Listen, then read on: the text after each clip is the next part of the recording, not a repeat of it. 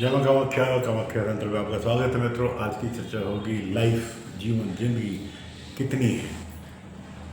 हमारी जीवन की जो जीवन का समय है, हम कितने साल जिएंगे, इसका रहस्य कुंडली खोलता है। जन्म की कुंडली से हम ये जान जान सकते हैं कि हमारी लाइफ कितनी है और हम कितने वर्षों तक इस धरा पर, इस जीवन में रहेंगे।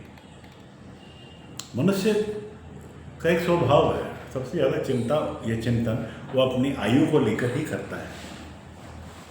उसके मन में अक्सर ये प्रश्न उठता रहता है कि उसकी आयु कितनी होगी और वो कितने साल तक जी पाएगा। हंसी मजाक में ही सही, लेकिन वह हर बात, हर ज्ञानी से या ज्ञानी लोगों से, विद्वान लोगों से डायरेक्ट या इनडायरेक्ट तरीके से पूछने की कोशिश करता रहता है कि उसकी उम्र कितनी है। व्यक्ति को अपने उम्र की कितनी फिक्र होती है कि वह अक्सर ये कहते पाया जाता है कि वह जो शौक मौज है उसे पूरा कर लो, न जाने कब जाना पड़ सकता है। तो इस सवाल का जवाब आपकी जन्म कुंडली देती है कि आप कितने वर्षों के लिए जन्म में इस स्वरूप में आए हुए हैं। लेकिन इसके लिए कुंडली का विश्लेषण करने का पूरा ज्ञान होना आवश्यक है। केवल कुछ स्थितियां देखकर भविष्यवाणी कर देना उचित नहीं है। आइए जानने का प्रयास करते हैं या उस पर हम चर्चा करते हैं कि जन्म कुंडली से हम कैसे पता लगाएं कि किसी व्यक्ति की कितनी आयु होती है या आयु है। जन्म कुंडली में सबसे पहले सर्वप्रथम स्थान को देखा जाता है, जिसको हम लग्न स्थान कहते हैं। लग्न स्थान से व्यक्ति की शारीरिक संरचना के अलावा उसके स्वभाव, गुण, प्रकृति और आयु का भी ज्ञान किया जाता है। वैदिक ज्योतिष में आयु ज्ञात करने के लिए अन्य कई भी तरीके हैं, लेकिन लग्न से यह पता लग जाता है या लगाया जा सकता है कि वह व्यक्ति पूर्ण आयु होगा, अल्प आयु होगा या मध्यम आयु होगा। पूर्ण आयु 100 वर्ष, मध्यम आयु 64 वर्ष और अल्प आयु 32 वर्ष की मानी गई है। यदि कोई व्यक्ति अल्प आयु है तो संभव है कि उसकी मृत्यु 32 वर्ष के मध्य हो जाए।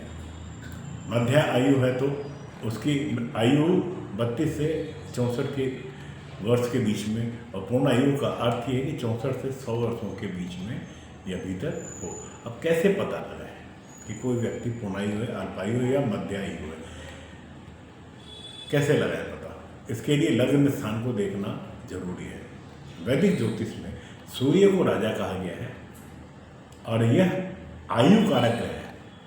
इसका पूर्ण प्रभाव लग्न स्थान पर होता है। यदि लग्नेश यानी लग्न स्थान का स्वामी ग्रह सूर्य का मित्र हो तो वह व्यक्ति पूर्ण आयु को प्राप्त होता है।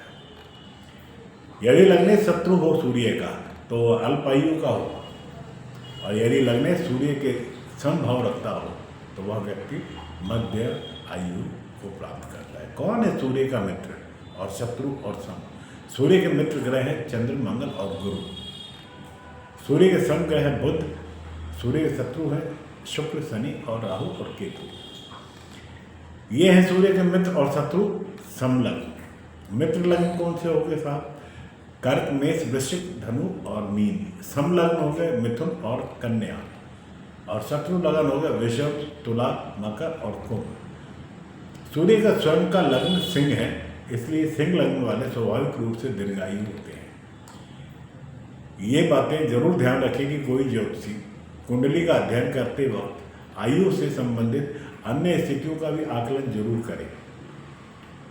लग्न के अनुसार आयु ज्ञात करने के लिए सूर्य के अंश और उसके साथ लग्न के अंशों की स्थिति भी देखें।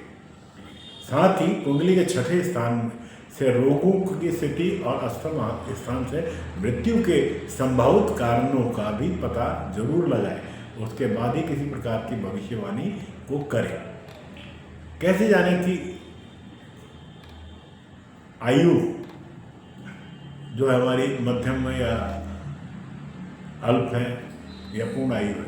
और अगर ये हम जान भी लेते हैं तो विद्वानों की सहायता से हम इसमें थोड़ा बहुत संशोधन जरूर कर सकते हैं। थोड़ा बहुत ग्रहों के साथ, उनके उपायों को करके हम कुछ ना कुछ इसका पूर्ण लाभ ले सकते हैं। और कभी भी